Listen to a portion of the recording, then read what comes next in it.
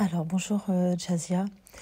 Alors, pour répondre à cette première question, je pense que si on parle des gens qui ont une fibre artistique, on n'est pas tous égaux par rapport à cela parce qu'elle se développe différemment et pas au même moment. On a tous nos espaces-temps, en fait. Je crois que moi, tout part de ma petite maman. Elle mettait de la musique dans la maison dès qu'elle se levait.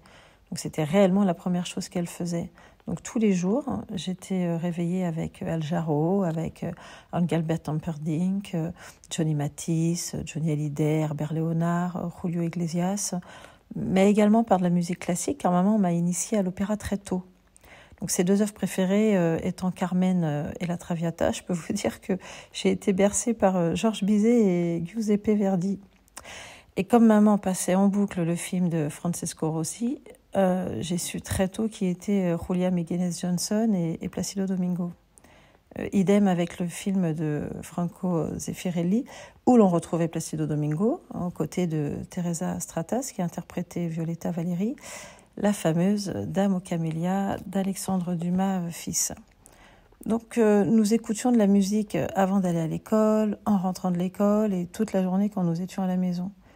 Et en voiture, il n'y avait pas de trajet sans musique. Mais moi, je ne suis pas une enfant de la balle, contrairement au mien. Même si ma petite maman peignait d'incroyables tableaux et chantait excellemment bien, je n'ai pas évolué dans une famille d'artistes. Cependant, le déclic s'est fait lorsque j'étais très jeune.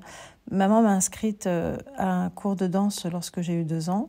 Alors j'ai commencé en septembre. On peut penser qu'à cet âge-là, c'est de l'éveil ou de l'initiation.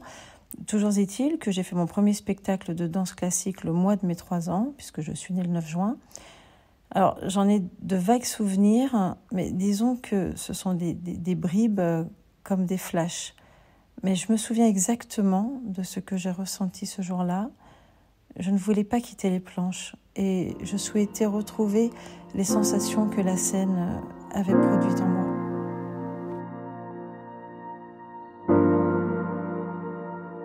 Disons que je ne reste jamais dans ma zone de confort. C'est à se demander si j'en ai une d'ailleurs. Je pense que je me mets toujours en danger en acceptant de nouveaux projets. Bon, nouveau dans le sens où c'est toujours quelque chose que je n'ai jamais fait, donc je n'ai pas le sentiment que je vais raconter une histoire qui serait du déjà vu, me concernant en tout cas.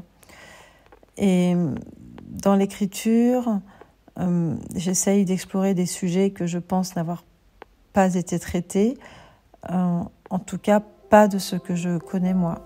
Voilà, donc c'est toujours vu de ma lucarne.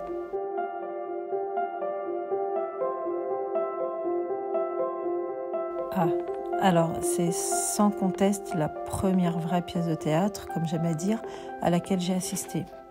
Tout comme je l'ai fait avec mes enfants qui sont allés voir des spectacles avant même d'avoir 2 ans. Ma petite maman nous emmenait voir des shows comme Holiday on Ice, par exemple, ce dernier étant d'ailleurs un rituel annuel. Donc un jour, maman a eu la bonne idée de m'emmener au Théâtre des Variétés voir la pièce Les Dégourdis de la 11e. J'étais très jeune, mais je m'en souviendrai jusqu'à mon dernier souffle. Alors, il y avait beau avoir Robert Hirsch, Darry Cole et Pierre Tornade, je n'avais Dieu que pour Marcel Philippot. Déjà. Alors, nous l'avons attendu à la sortie, maman lui a parlé, donc il nous a salués. C'était la première fois que je le voyais de près, qu'il m'a parlé et embrassé. Il y avait également la talentueuse Virginie Pradal, que j'ai la chance de connaître maintenant. Et 10 ans plus tard, j'étais de passage à Lyon et je l'ai retrouvée au Théâtre des Célestins. Donc nous avons bu un verre ensemble au sortir de scène de la pièce Là-haut. Quel beau cadeau de Noël ce fut. Marcel m'a dit se rappeler étonnamment de maman et de sa forte personnalité. Étonnamment, car comme il me l'avait précisé ce soir-là et si joliment dit tout au long de sa vie, je n'ai pas de mémoire, je n'ai que des souvenirs. Alors moi je lui ai rétorqué, pratique pour un comédien. Voilà, donc là, on avait bien ri de ça. Et puis, nous nous sommes retrouvés quelques années plus tard sur Paris. Et cette fois, on ne s'est plus quitté du tout. Ce n'était pas officiel, mais Marcel est devenu mon parrain de cœur et mes enfants l'appelaient tonton. Voilà, moi, j'ai été près de lui jusqu'à la dernière seconde. Donc, Marcel a été une figure masculine et paternelle dans ma vie privée, mais il a été une source d'inspiration permanente, tant son talent ne se réduisait pas à son aisance dans la comédie. Alors, en ce qui concerne le jeu et la mise en scène, je peux vous parler des films qui m'ont influencée. Donc, il y a eu La Folie des Grandeurs, que j'ai vu des centaines de fois avec ma maman. Et mes 2 premiers chocs cinématographiques que j'ai vus en salle ont été Autant n'emporte le vent et Les uns et les autres. Alors, sans oublier de mettre dans ce top Le Père Noël est une ordure. Autant de diversité a fait que ma culture est éclectique. On va pas se mentir, c'est l'amour qui domine. L'amour est mon unique moteur et je pense que c'est un sujet principal pour la majorité d'entre nous. Mais il y a aussi l'humain qui est au cœur de ma vie. Les maîtres mots de mon existence sont la justice et le respect de l'intégrité d'autrui. Donc ce sont des thèmes que je veux traiter. Eh bien, toute ma vie, je n'ai fait que des tours de chant ou des concerts. J'étais soit accompagnée d'un pianiste ou avec une formation avec plusieurs musiciens. Et je reprenais principalement de la variété française avec les chansons que j'aimais. Voilà, celles que je préférais. Il y avait pas de fil conducteur. Et puis, un jour, j'ai eu envie de faire un spectacle qui parlait d'amour. Donc évidemment, ça allait être mon fil d'Ariane, mais il fallait que je cadre un petit peu tout ça. Donc je me suis dit, ça va être l'histoire d'une histoire d'amour, et avec tout ce que ça comporte, c'est-à-dire la rencontre, le coup de foudre ou pas, les sentiments qui naissent. Ensuite, on se met ensemble, et puis il peut y avoir l'usure du temps, le quotidien qui abîme un couple, la trahison parfois, voilà, ça peut arriver, le mensonge, la tromperie, la séparation. Moi, j'aime bien quand il y a des réconciliations, donc je dis voilà, la réconciliation, on se remet ensemble, et puis en réalité, même la mort ne peut pas séparer 2 êtres qui s'aiment, dans le sens où c'est l'enveloppe charnelle qui n'est plus là, mais l'amour est éternel. Donc j'ai eu envie de faire un spectacle dans ce sens, en relatant l'histoire de 2 âmes qui se rencontrent, parce que je crois beaucoup à ça, moi. Et voilà, avec évidemment une ambiance très intimiste en piano-voix, mais je voulais avoir un pianiste qui chante, voilà, pour qu'il puisse chanter en solo et chanter en duo aussi avec moi. Voilà comment c'est né. Et évidemment, j'ai créé des dialogues pour raconter l'histoire et qui introduisent les chansons, voilà, qui amènent ce qu'on va chanter au fur et à mesure du spectacle. Et c'est vrai que c'est vraiment quelque chose qui me tenait à cœur. Alors après, voilà, je m'occupe aussi de la mise en scène. Un petit peu, il n'y a pas énormément de mise en scène à faire dans ce genre de spectacle musical, parce qu'on ne peut pas dire que c'est un concert, étant donné qu'il y a des textes. Et c'est pas une comédie musicale, parce qu'on ne danse pas. Et ce n'est pas du théâtre musical, parce qu'il n'y a pas assez de textes pour qu'on puisse l'appeler ainsi. Donc c'est un spectacle musical. Et voilà, après, mon partenaire fait toute la direction artistique au niveau des arrangements musicaux. Et voilà comment est né Memories.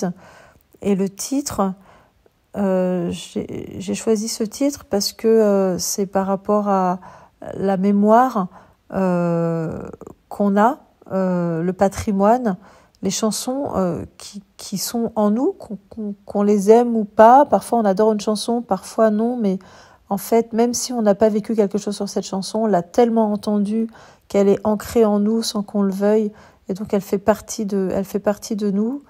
Et voilà pourquoi j'ai choisi le titre Memories, qui n'a rien à voir avec Barbra Streisand.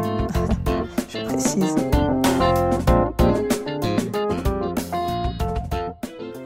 collaboration avec Franck Sidbon, c'est encore l'univers qui est responsable de tout cela. En fait, ça remonte un petit peu à loin.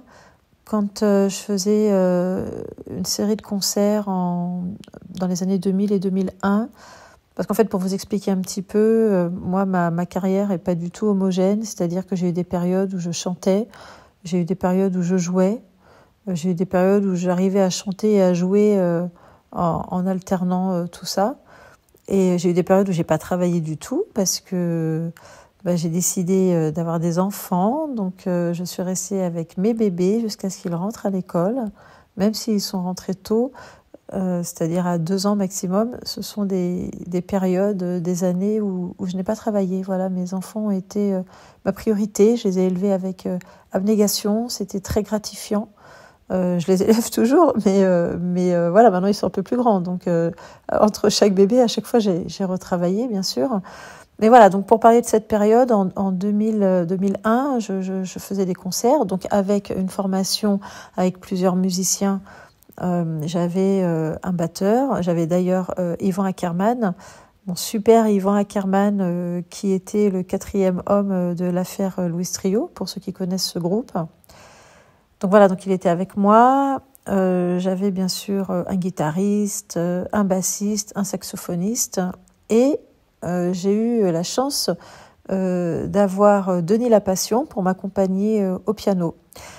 Et Denis m'a présenté son épouse, donc Régine Lapassion, qui est une chanteuse extraordinaire, pianiste aussi. Ils sont tous les deux de toute façon auteurs-compositeurs. Elle est prof de chant, elle est coach vocale, et d'ailleurs elle était la prof de chant et la coach vocale de Christophe Willem avant qu'il se présente à la Nouvelle Star. Et quand il a remporté la Nouvelle Star, l'émission a demandé à Régine si elle voulait devenir coach vocale. Voilà, donc je crois qu'elle a fait 2 saisons. Et c'est à cette occasion qu'elle a rencontré Franck Sidbon, puisque Franck a fait toutes les saisons, de la première émission à la dernière en direct pendant 8 ans. Il a été le pianiste de la Nouvelle Star. Et voilà. Et donc Régine et Denis font partie de ma famille. On est très très proches. C'est-à-dire que Denis est devenu en 2005 le parrain de baptême de William, mon fils. Et voilà, donc c'est vraiment des gens que j'aime comme mon propre sang.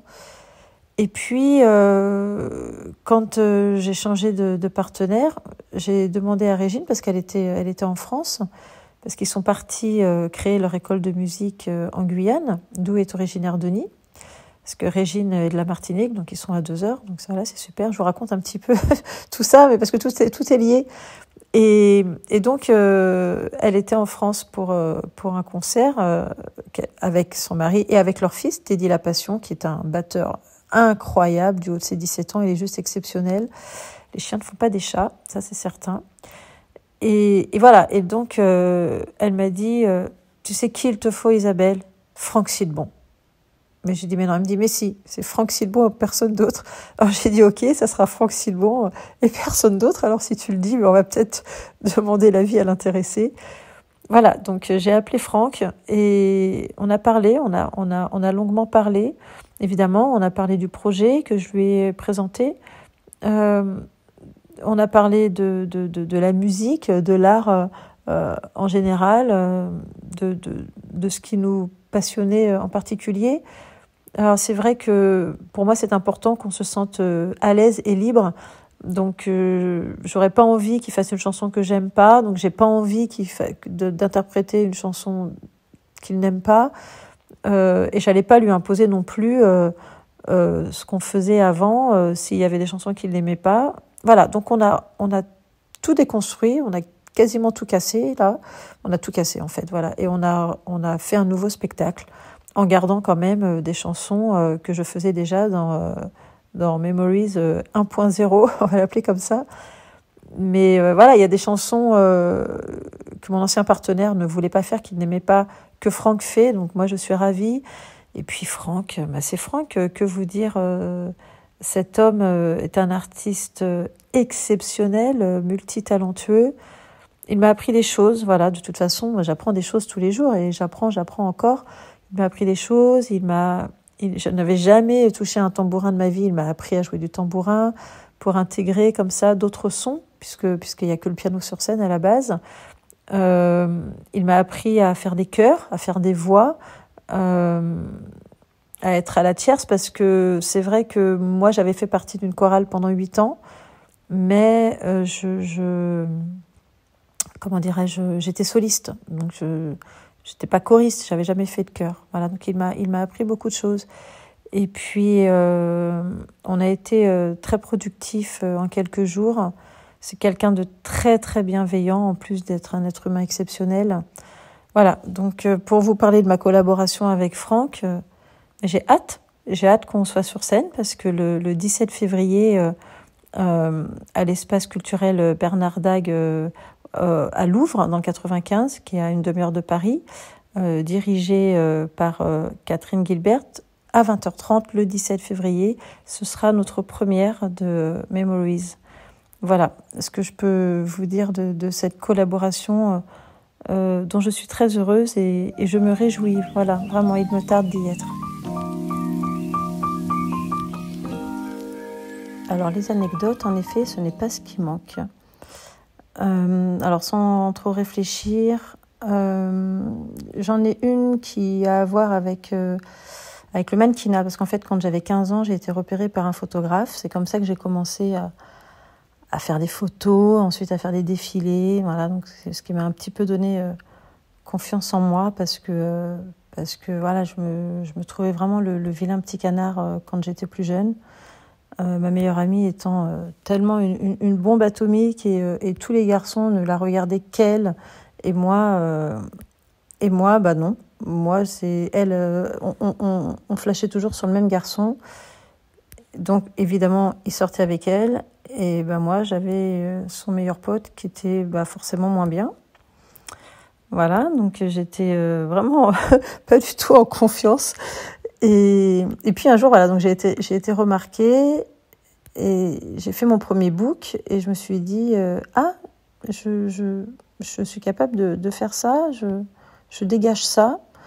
Donc j'ai eu une autre vision de moi, et j'ai commencé à faire des photos et à faire des défilés aussi, parce que je ne mangeais pas avec le théâtre, hein, il faut dire ce qui est. J'avais fait un téléfilm pour M6, voilà, dans la collection Verdict, qui s'appelait Crime d'amour. J'étais avec Laura Favalli, avec Cachou d'ailleurs à l'époque. Et voilà, enfin je faisais ces défilés-là, et je faisais des défilés en crinoline. Et donc j'étais toute jeune, j'adorais, c'était génial, ces belles robes, t'as l'impression d'être une princesse. Et j'avais travaillé pour l'inauguration du 140e anniversaire de l'hippodrome de Longchamp. Et je me suis retrouvée en couverture de Paris Turf, voilà, et on me voit en train de descendre de la calèche, avec tous les photographes qui étaient accroupis en train de me photographier, et quelqu'un qui a pris la photo de ça. Voilà, donc il y a cette image qui avait fait la couverture. Et donc, je me suis fait bien chambrer par tout le monde, parce que j'avais fait la couverture de Paris Turf. Voilà. Une anecdote qui concerne le théâtre. Moi, j'ai envie de parler de Vicky Messica, parce que quand j'ai rencontré cet homme-là, pareil, alors j'étais toute jeune et j'étais très impressionnée. En fait, il m'a été présenté par un très très très cher ami qui est à mon cœur, qui n'est plus parmi nous, voilà, qui a décidé de partir. Mais il était très très proche de Vicky Messica, parce qu'ils étaient tous les deux des joueurs de poker. Et en fait, Vicky Messica, qui était un joueur de poker, donc avait gagné beaucoup d'argent avec le poker, et c'est comme ça qu'il avait pu prendre son théâtre, qui n'est autre que le théâtre des Déchargeurs. Et Christophe m'avait dit: je vais te présenter Vicky. Et donc quand je suis arrivée, donc à l'époque je fumais, c'est pas bien. Je suis arrivée, bien sûr, je ne fumais pas. Donc lui il fumait, et je m'étais dit: mais cet homme-là, est au théâtre ce que Gainsbourg est à la chanson, parce que d'abord il le ressemblait un peu physiquement, et puis il avait une façon de parler et la façon dont il bougeait, dont il se comportait, et ses propos. Voilà, il me faisait vraiment penser à Serge Gainsbourg. Et donc il fumait ses cigarettes sur cigarettes. Et à un moment, il me dit vous fumez? Moi, je ne savais pas quoi répondre. Il fait vous fumez ou vous ne fumez pas? J'ai dit oui, mais pas là. Et il me dit mais pourquoi vous ne fumez pas? Moi, j'ai dit je ne sais pas, j'ose pas. Et il m'a dit mais il faut fumer, il faut fumer, allez-y, fumez. Bon. Donc voilà, ça c'était pour dire qu'il était... voilà. En plus, on était à côté de sa statue. Voilà, il y avait un buste qui le représentait. Et il m'a fait jouer dans son théâtre. Voilà. J'ai mis en scène la pièce de théâtre Les Petits Aquariums de Philippe Minuana, dans laquelle j'ai joué. Je tenais le rôle de Joël. Et aussi Le Père Noël est une ordure. Voilà, donc c'est vraiment très très loin. C'est une autre époque, j'ai l'impression que c'est dans une autre vie. Voilà, Le Père Noël est une ordure. Je jouais J'ai été Posix. Et je l'ai mise en scène, cette pièce. Donc voilà, ça c'est une anecdote. Et Jamais 203, une petite dernière. Quand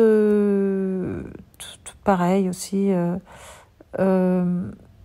Francis Huster avait déjà quitté les cours Florent. Il venait de quitter les cours Florent et il jouait le Cid avec Christiana Reali. Et je l'avais raté à Paris.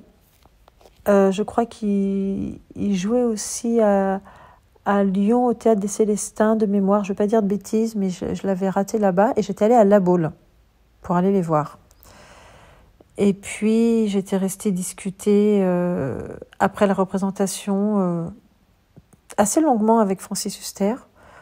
Et j'étais très impressionnée, intimidée, admirative. Voilà. Et le hasard de la vie a fait que nos enfants, c'est-à-dire mon fils William et leur fille Toscane, se sont retrouvés dans la même école. Donc, ils ont fait tout leur primaire ensemble, dans la même classe. Et ils se sont retrouvés dans le même club théâtre. Voilà, donc ils ont fait du théâtre ensemble pendant tout le primaire. Et puis, quand ils étaient en CE2, alors William avait 7 ans, la metteur en scène a décidé de monter Le Songe d'une nuit d'été et a confié à William 2 rôles. Donc là, c'était un petit peu... il a fait... elle lui a donné Thésée, le duc d'Athènes, et Oberon, le roi des elfes. Et moi, j'ai dit, écoutez, c'est beaucoup de textes, hein, ça va être difficile, il va falloir couper. Elle me fait, non, je compte sur la mémoire de William. William a une grande mémoire. Et donc, on s'est tous retrouvés au théâtre de Neuilly, où ils ont fait cette pièce. Ils ont joué William et Toscane, Huster.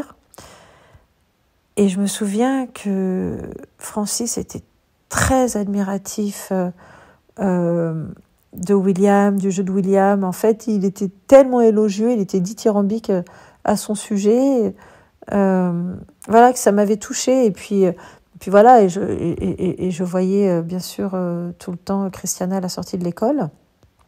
Et puis après, on ne s'est plus vu. On s'est un peu perdu de vue parce que les enfants ont changé d'école. Chacun est parti de son côté. Et un jour, on se retrouve au cinéma Le Majestic rue de Passy, parce qu'il y avait une projection du film Les uns et les autres de Claude Lelouch avec Claude Lelouch et avec Francis Huster. Je crois qu'il y avait Francis Lay aussi, si je dis pas de bêtises. Et tout le monde était dans la salle. Et le journaliste qui devait faire l'interview était dehors, dans le hall. Et moi, j'étais dans le hall. Et là, Francis me voit, il me fait « Oh, Isabelle !» Et donc, on discute, comment va William et toi? William, c'est vraiment une petite pépite, je l'adore, j'aimerais le revoir et tout. Et puis, il me dit plein de choses sur William. Et je lui dis, mais Francis, William est là. Il est dans la salle, il est avec Guillaume. Ah, super et tout, je suis content, je vais aller le voir. Et en fait, les micros n'étaient pas coupés. Donc, toute la conversation que j'ai eue avec Francis dans le hall, toute la salle qui était pleine au Majestic, a tout entendu Et nous, quand on est rentrés, je ne le savais pas, tout le monde nous regardait. Et c'est quand je suis allée m'asseoir à côté de Guillaume que Guillaume m'a dit « Bon, les micros n'étaient pas coupés, on a entendu toute votre conversation. » Et à la fin de la projection et des interviews, Francis a dit à William « William, viens, on fait un selfie et je l'envoie à Toscane parce qu'elle n'est pas là, elle est en Angleterre. Il faut absolument que je fasse un selfie avec toi. » Voilà, donc c'était super parce que c'est Francis qui avait voulu avoir un selfie avec mon fils. Voilà, donc, puis il est adorable en plus de cela. Donc voilà pour les petites anecdotes qui me viennent. Évidemment, j'en ai des tonnes, mais je pense que je sais pas si le temps est extensible là dans l'interview, donc je vais m'arrêter là.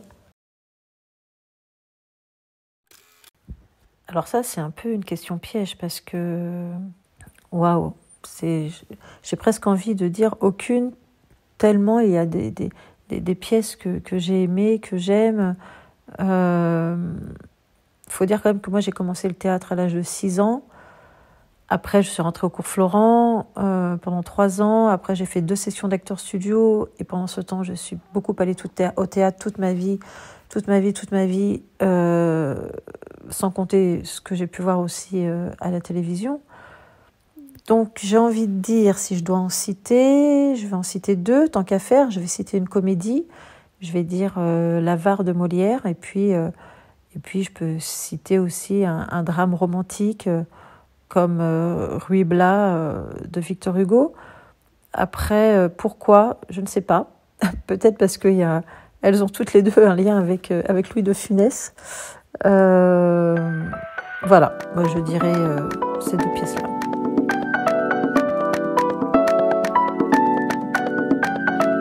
Merci. Deuxième question piège. Je vais me faire des ennemis là. Alors déjà, c'est quel comédien? Donc c'est bien parce que ça réduit le champ des possibles là, parce que je vais pas parler de comédienne dans ce cas. Alors non, je vais dire des vivants. On va pas se faire de mal avec les gens qui ne sont plus là, parce que de toute façon, ça ne sera pas possible. Alors que même s'il y a des gens avec qui je rêverais de jouer, je me dis que ça n'arrivera jamais, mais il ne faut jamais dire fontaine. Et puis effectivement, tant qu'il y a de la vie, il y a de l'espoir.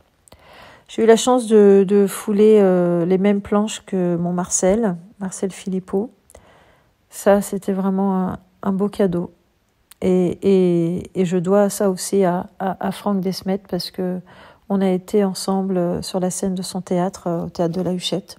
Voilà, il y a quelques années déjà, je sais plus, 2016 ou 2017.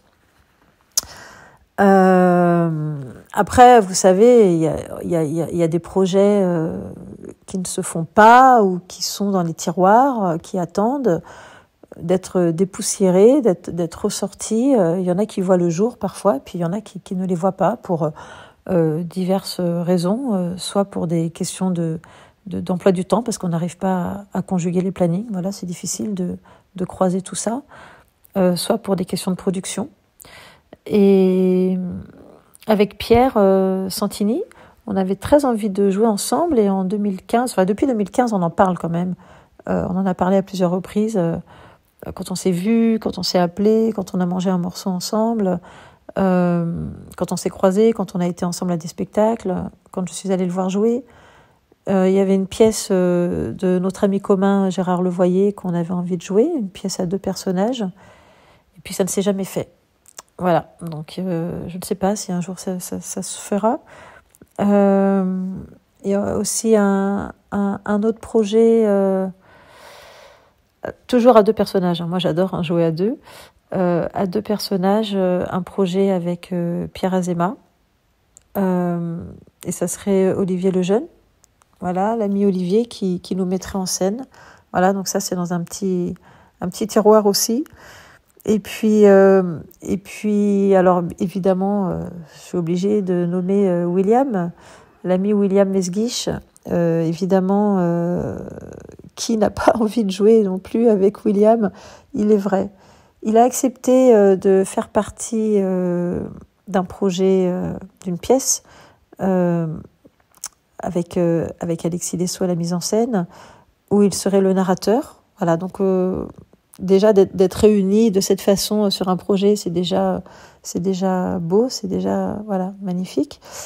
Mais voilà, c'est vrai que j'aurais envie, bien sûr, de jouer avec William, mais j'ai une grande envie de jouer avec Alexis Dessau.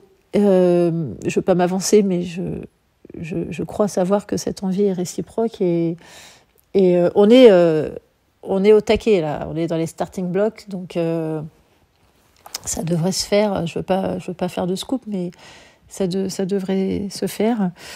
Voilà, alors évidemment, oui, il y a qui ? Il y a Franck Desmet, et puis j'avais dit que je ne prononcerai pas de prénom féminin, mais si, je vais en donner un, évidemment, Charlotte Matneff, jouer avec elle ou être dirigée par Charlotte, ouais, ça serait vraiment magnifique, ouais, vraiment super, ça serait vraiment génial. Et après, bah voilà, deux autres personnes, que des gens que je connais. Hein. Voilà, je m'aventure pas ailleurs, mais l'ami Stéphane Dauch, voilà, c'est vrai que c'est un grand comédien. C'est un grand comédien qui mérite beaucoup de reconnaissance parce que il est juste incroyable, et aussi Jean. Voilà, Jean Franco. J'ai eu le bonheur de jouer ces mots et de les mettre en scène dans Pièce à conviction l'année dernière. Mais c'est vrai que jouer avec lui serait aussi un cadeau. Donc voilà pour tous ces noms. Et la liste n'est pas exhaustive, évidemment. Mais voilà, avec un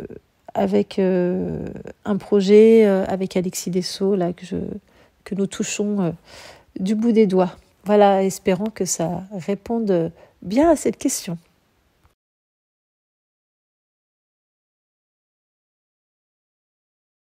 Alors évidemment, il y a plusieurs facteurs essentiels dans notre métier pour travailler. Le premier, c'est le talent. Mais le talent, si on ne travaille pas, enfin pour moi, il y a 95% de travail. 95% de travail. Donc je ne sais pas quel pourcentage je peux accorder au talent, mais dans les 5%, il y a le talent et un peu de chance aussi, enfin savoir se trouver au bon moment, au bon endroit avec les bonnes personnes, et qu'il y ait quelqu'un qui te donne ta chance, quelqu'un qui te fasse confiance, voilà, et voilà, qui te donne ce petit coup de pouce. Mais pour moi, le plus compliqué dans notre métier, c'est l'humain. C'est vraiment l'aspect le plus difficile à mes yeux.